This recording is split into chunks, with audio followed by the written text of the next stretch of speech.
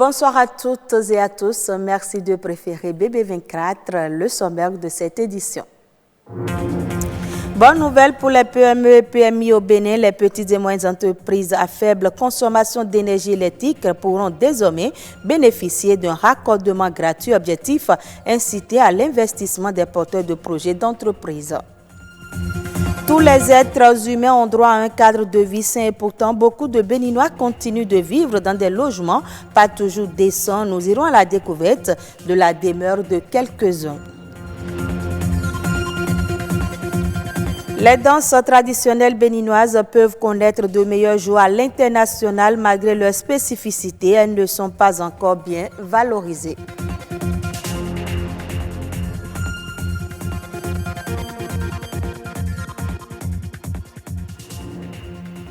C'est un nouveau vent qui souffle désormais dans l'amélioration du climat des affaires au Bénin. L'État s'engage à offrir gratuitement le raccordement à l'énergie électrique à toutes les petites et moyennes entreprises et industries ayant des besoins en consommation dont la capacité est comprise entre 140 et 160 kW. Quels sont les tenants et aboutissants de cette réforme? Les précisions dans ce reportage de Patrick Adjagbodjo. Ce que nous voulons, c'est que le Bénin se porte mieux. Une ambition pour laquelle le gouvernement se donne toutes les chances de succès pour réussir la relance de l'économie béninoise. Dans cette perspective, il rend désormais gratuit le raccordement au réseau de distribution électrique des petites et moyennes entreprises ou industries ayant des besoins de consommation dont la capacité est comprise entre 140 et 160 kW. Avant cette mesure, quand vous êtes une petite et moyenne entreprise ou une petite et moyenne industrie, vous voulez par exemple installer un entrepôt de froid et vous avez besoin d'être raccordé à la SBE pour une capacité de 140 kVA par exemple. La SBE vous fait pour votre raccordement un devis d'environ 53 millions. Avec cette mesure, le raccordement à l'électricité n'est plus un frein pour toute nouvelle entreprise, tout nouvel entrepreneur qui veut mettre en place sa petite industrie et qui a besoin de cette tranche de capacité de production qui coûtait très cher et qui empêchait beaucoup d'investisseurs qui sont des moyennes entreprises ou moyennes industries de s'installer au Bénin. C'est un nouveau modèle économique qui vise à promouvoir l'investissement au Bénin. Avec le raccordement à l'électricité, dorénavant gratuit, les PME et PMI n'ont plus d'autres charges à supporter que celles liées aux tarifs de consommation de l'énergie électrique. La tarification a été revue de façon globale pour leur permettre d'avoir une capacité optimum de travail. C'est une mesure mûrie pour améliorer le climat des affaires et donc plus tard faciliter la création d'emplois. Parce que si vous n'avez pas des petites et moyennes entreprises ou des petites et moyennes industries qui émergent, qui réalisent des bonnes affaires, vous ne pouvez pas leur demander de recruter des jeunes. Outre faciliter l'accès à l'emploi des jeunes, cette réforme de la gratuité du raccordement à l'électricité permettra également aux patrons de petites et moyennes entreprises ou industries d'économiser leur temps. Ils peuvent formuler la demande de raccordement en ligne via le site www.sbee.bj. Vous n'aurez plus besoin d'aller voir un agent de la SBE qui va vous demander des choses. Vous pouvez déjà, à partir de votre ordinateur, faire la demande et c'est gratuit. On vient vous installer cela. Grâce à cette innovation qui entre en application à partir du 10 février 2020, ce sont les recettes publiques qui s'améliorent à travers la création de nouvelles entreprises et industries.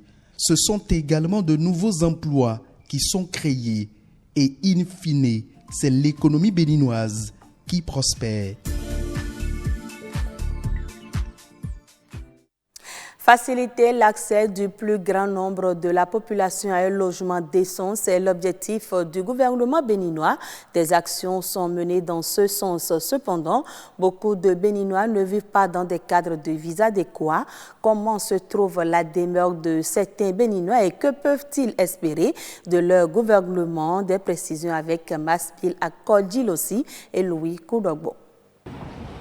L'habitat au Bénin, un sujet préoccupant. Des cadres de vie insalubres, des bâtiments qui tiennent à peine ou presque aux normes architecturales. Certains quartiers de Cotonou comme Ladji, Djidje, Sainte-Cécile, Vossa ou Agla s'illustrent particulièrement dans ce décor. Ce sont des quartiers de la honte en matière de gestion des ordures.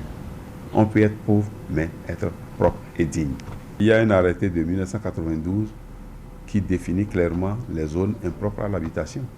Et pourtant, les Béninois se sont entêtés et se sont installés sur les nids d'eau.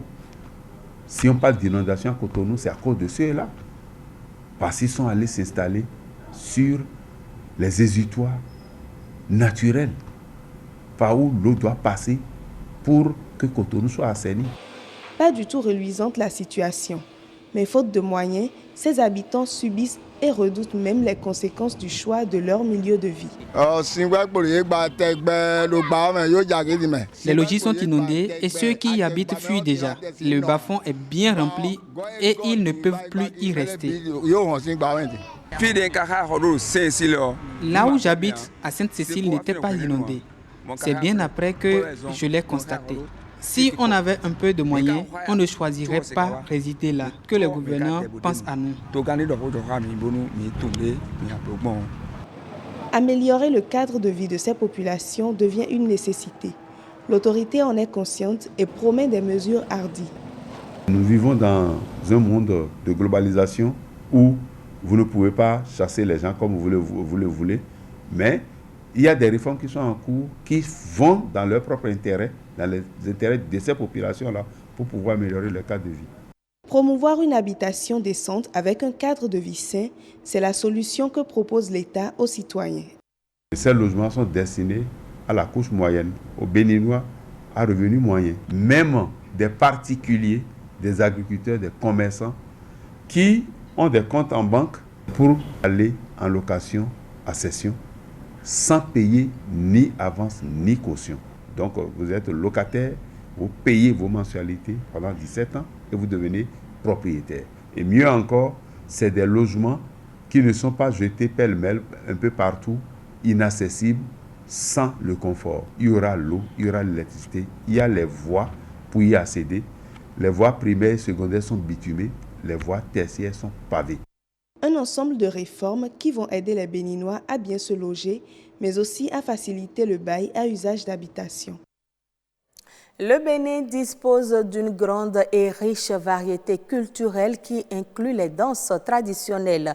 Malgré leurs spécificités et atouts, ces danses ne sont pas encore suffisamment valorisées à l'extérieur. Comment parvenir à une reconnaissance internationale des danses traditionnelles béninoises?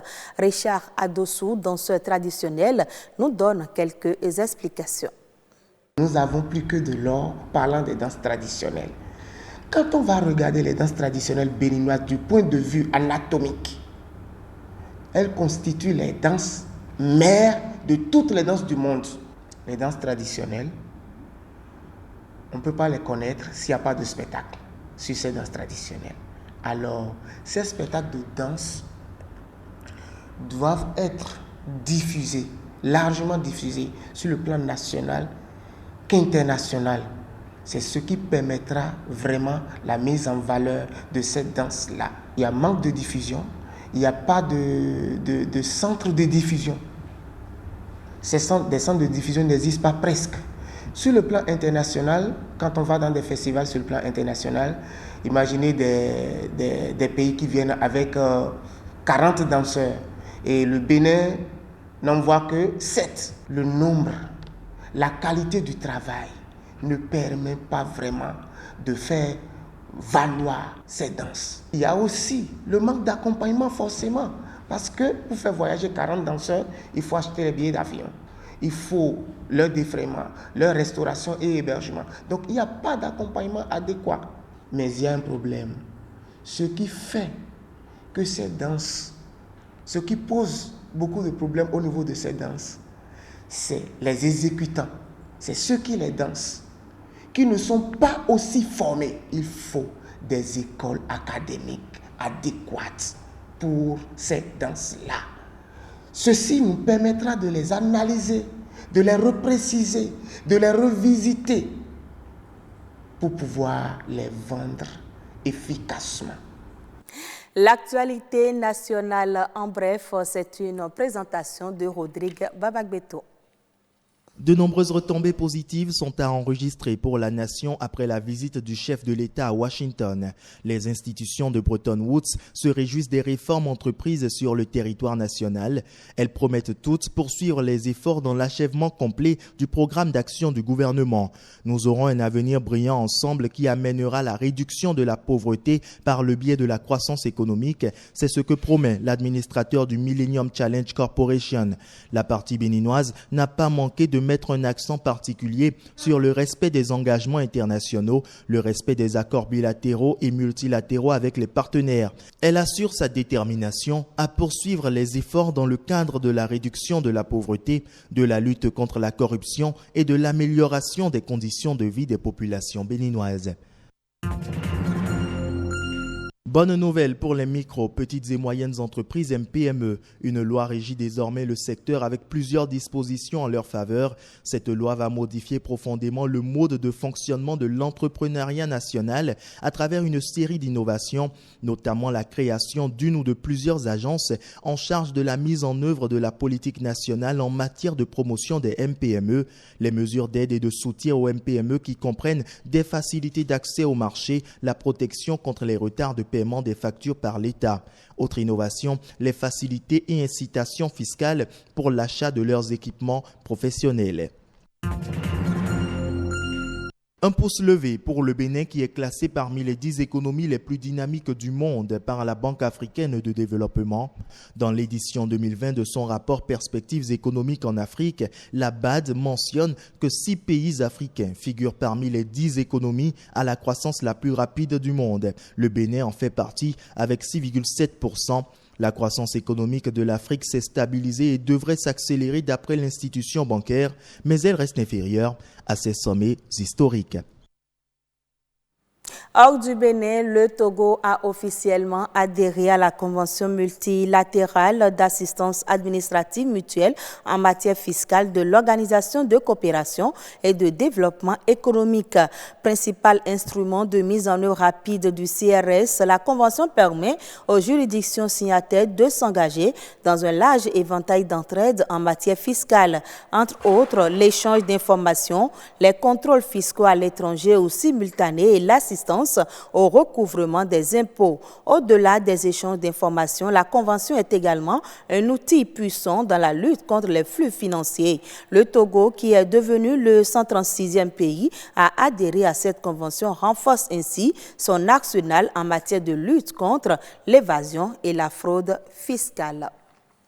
Et c'est la fin de ce journal. Merci à vous de nous avoir suivis.